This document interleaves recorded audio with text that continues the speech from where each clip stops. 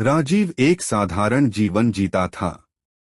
वह दिल्ली में एक प्राइवेट कंपनी में काम करता था। उसकी पत्नी प्रीति और एक 8 साल का बेटा राहुल था। जीवन सामान्य था, लेकिन एक दिन कुछ ऐसा हुआ जिसने उनके जीवन को पूरी तरह से बदल दिया। उस शाम राजीव हमेशा की तरह ऑफिस से घर लौटा।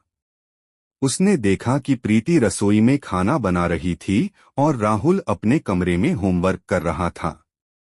लेकिन जब रात के खाने के बाद प्रीति और राहुल सोने चले गए, राजीव को अजीब सी बेचैनी महसूस होने लगी। उसे ऐसा लगने लगा जैसे कुछ गलत होने वाला है। उसने सोचा कि शायद ये सिर्फ उसकी थकान का असर है। लेकिन ये बेचैनी अगले दिन भी बनी रही। और फिर अगले दिन ऑफिस से घर लौटते वक्त राजीव का मन अचानक बदल गया। उसने सोचा कि क्यों न वह थोड़ी देर के लिए पार्क में चले। लेकिन जब वह पार्क पहुंचा तो वहां उसे एक अजीब सी महिला दिखी। उसकी आंखें गहरी थीं और चेहरा ऐसा जैसे वह कुछ छिपा रही हो। राजीव ने उसे देखा और अनदेखा कर आगे बढ़ गया। लेकिन महिला ने उसे रोका और कहा, तुम्हारे जीवन में कुछ बड़ा होने वाला है, संभल कर रहना। राजीव चौंक गया। उसने महिला को अनदेखा कर वापस घर की राह पकड़ ली। लेकिन उस रात वह ठीक से सो नहीं पाया। उसके दिमाग में महिला की बात गूंजती रही। अगली सुबह जब राजीव जागा तो घर में एक अजीब सी खामोशी थी। प्रीति और राहुल घर में नहीं थे। उसने सोचा कि शायद वे बाजार गए होंगे। लेकिन जब घंटों बीत गए और वे लौटे नहीं तो राजीव को चिंता होने लगी। उसने अपने मोबाइल से प्रीति को कॉल किया, लेकिन फोन बंद था। उसने बाजार में जाकर पता करने की कोशिश की, लेकिन कोई सुराग नहीं मिला। अब राजीव पूरी तरह से घबरा गया था। उसने पुलिस में शिकायत दर्ज कराई, लेकिन पुलिस ने इसे एक साधारण गुमशुदगी का मामला मानकर जांच शुरू की। राजीव को समझ नहीं आ रहा था कि यह सब कैसे हुआ। उसके दिमाग में महिला की बात बार बार गूंज रही थी। क्या इस सब का कोई संबंध था? राजीव को अगले दिन एक अज्ञात नंबर से फोन आया। फोन करने वाले ने बस इतना कहा, अगर तुम्हें अपने परिवार से मिलना है तो मुझे 10 लाख रुपए लाकर दो। राजीव के पैरों तले जमीन खिसक गई। यह एक अपहरण था। वह समझ नहीं पा रहा था कि यह सब कैसे हो सकता है। उसकी आर्थिक स्थिति इतनी अच्छी नहीं थी कि वह इतनी बड़ी रकम जुटा सके। उसे अब केवल एक ही उम्मीद थी, पुलिस। उसने तुरंत पुलिस को सूचना दी। पुलिस ने उसे आश्वासन दिया कि वे उसकी मदद करेंगे। लेकिन समय बीतता जा रहा था और राजीव की चिंता बढ़ती जा रही थी। उसी रात राजीव के दरवाजे पर एक लिफाफा मिला। उसमें एक चिट्ठी थी जिसमें लिखा था, समय कम है। अगर तुम्हें अपने परिवार से मिलना है तो पैसे जुटाओ। राजीव पूरी तरह से हताश हो चुका था।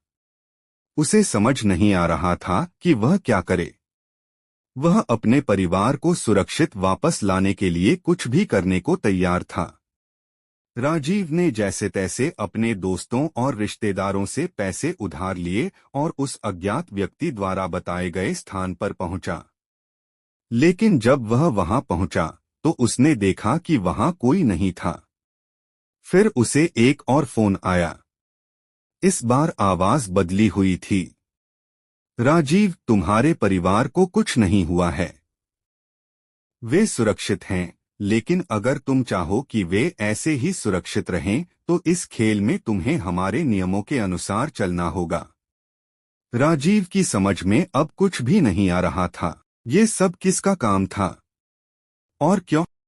अचानक उसने देखा कि पास ही खड़ी वह अजीब महिला उसकी तरफ आ रही थी जो उसने पार्क में देखी थी। महिला ने कहा, मैं तुम्हें पहले ही चेतावनी देने आई थी। यह सब एक साजिश है। तुम्हारा कोई अपना ही इसमें शामिल है। राजीव की आंखें चौड़ी हो गईं।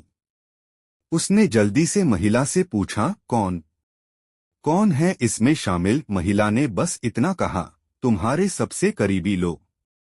राजीव अब पूरी तरह से भौचक्का हो चुका था। वह घर लौटा और एक एक करके उन सभी लोगों पर शक करने लगा जो उसके करीब थे। उसने पुलिस से मिली जानकारी के आधार पर जांच शुरू की।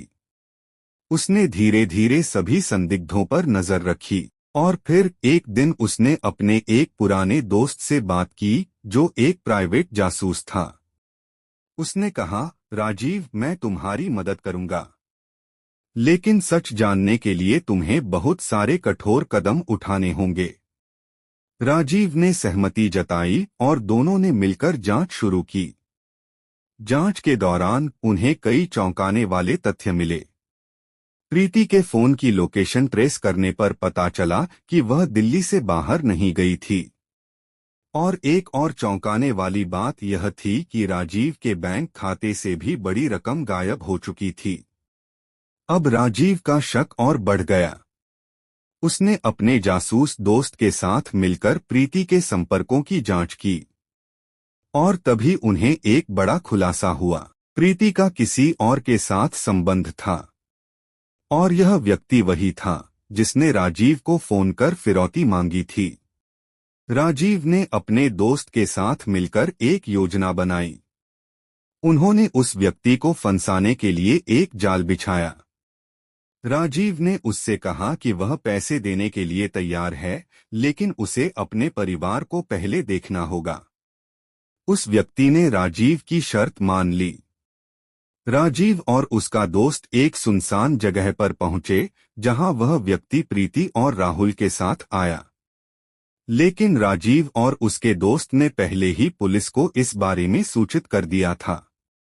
जैसे ही वह व्यक्ति पैसे लेने के लिए आगे बढ़ा, पुलिस ने उसे पकड़ लिया।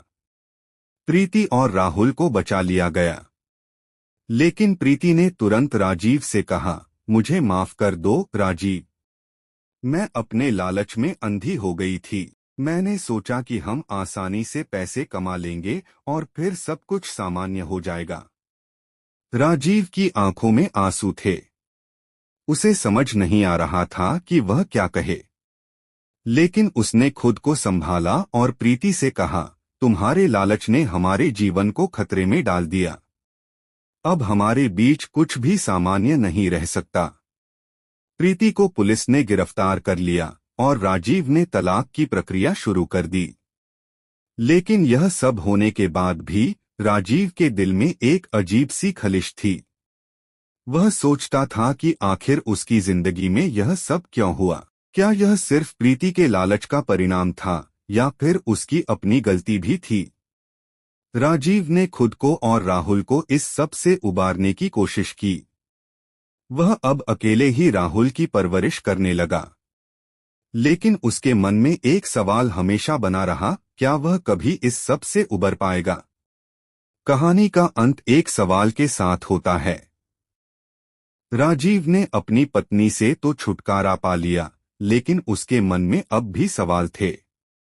क्या वह अपनी गलती से सबक सीखेगा या फिर यह सिर्फ शुरुआत थी? यह सस्पेंस कहानी हमें यह सिखाती है कि जीवन में किसी भी तरह की अनहोनी के लिए तैयार रहना चाहिए। और सबसे महत्वपूर्ण बात यह है कि कभी भी किसी पर पूरी तरह से भरोसा नहीं करना चाहिए, खासकर जब बात हमारे जीवन और परिवार